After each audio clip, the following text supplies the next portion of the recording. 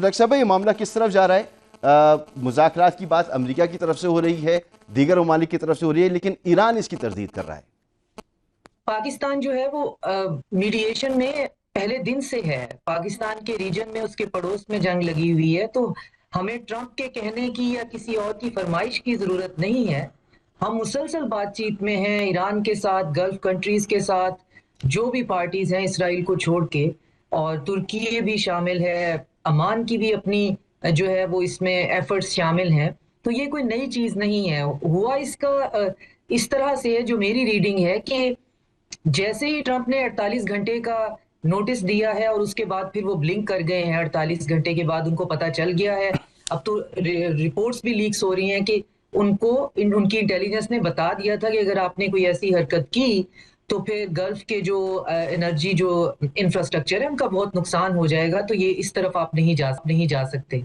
तो 48 घंटे के बाद उन्होंने दोबारा ट्रूथ सोशल पे लिख दिया कि जी हमारी तरफ से तो निगोशिएशन हो रही है, जो कि बहुत ही कामयाब हैं, बड़ी अच्छी हैं और हम आगे की तरफ बढ़ रहे हैं। तो उसके 10 मिनट बाद ईरानी फॉरेन मिनिस्टर ने कहा कि जी हमारी कोई निगोशिएशन नहीं हो रही, हमारी कोई बातचीत नहीं हो रही।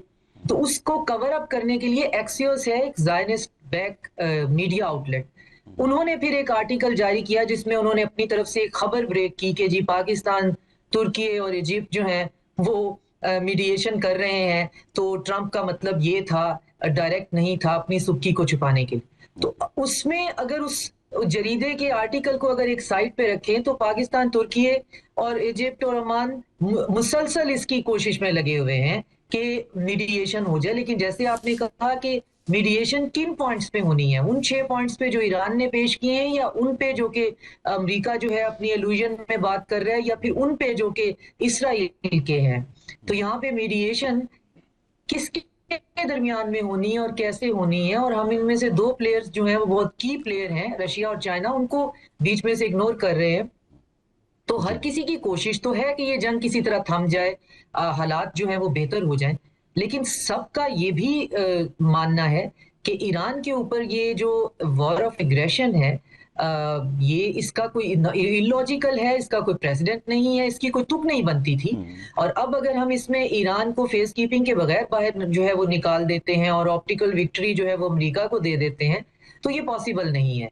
तो अब एक बड़ी स्लिपरी स्लोप है जिसपे पाकिस्तान जो है वो नेविगेट करने की कोशिश कर रहा है। और उसमें ये मेरा मेरा पॉइंट ये है इस वक्त कि ये खबर नहीं है। अगर आज हमें ये लग रहा है कि पाकिस्तान मीडिएशन कर रहा है, पाकिस्तान